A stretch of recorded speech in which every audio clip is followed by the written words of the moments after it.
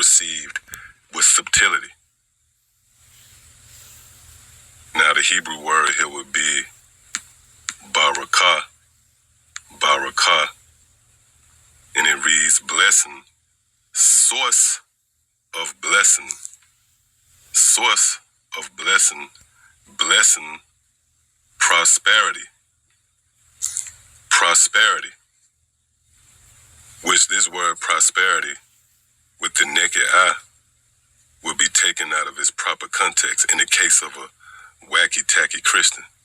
Their perspective of prosperity at its peak is receiving a promotion at their job or paying off their mortgage, sending their kids off to some damn HBCU. No, for those of us in the know, we understand that this word prosperity and the veracity of it, if you will, goes hand in hand with being made heir.